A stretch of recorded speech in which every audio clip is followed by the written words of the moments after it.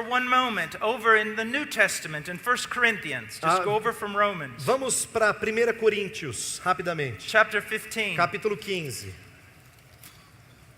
Verse 34. Verso 34. Become sober-minded as you ought and stop sinning. For some of you have no knowledge of God. I speak this to your shame. Tornai-vos à sobriedade como é justo e não pequeis, porque alguns ainda não têm conhecimento de Deus. Isto digo para vergonha vossa. People are bound in sin.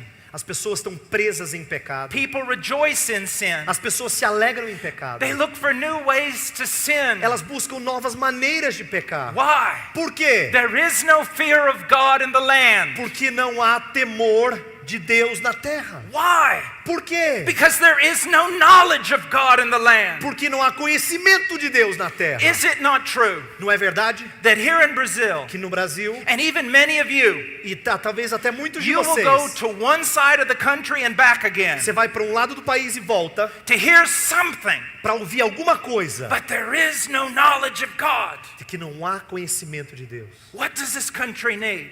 O que esse país precisa? What must it have if it is to understand the gospel? O que é que ele precisa ter para que entenda o Evangelho? It must understand the nature of God. Precisa entender a natureza de Deus. Where are the preachers Onde estão os pregadores who carry as a stewardship within them que carregam como mordomia dentro de si mesmos to be scribes serem escribas and to make known to the people the knowledge of God? e tornar conhecido ao povo o conhecimento de Deus? We do so many A gente things, faz tanta coisa, but we do not do the main thing. mas não fazemos a principal delas. How many of you Quantos de vocês have studied the attributes of God? estudaram os atributos de Deus? How many of you have sought for a few years just to know who this person is through the scriptures? Quantos de vocês gastaram alguns anos apenas conhecendo essa pessoa através das Escrituras? Do you see? Tá vendo? The highest of all knowledge O maior de todos os conhecimentos is the knowledge of God. é o conhecimento de Deus.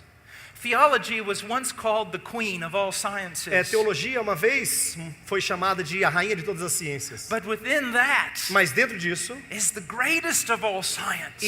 está a maior de todas as ciências. Who is God? Quem é Deus? And when you see that, E quando você percebe isso, you begin to understand sin. você começa a entender pecado.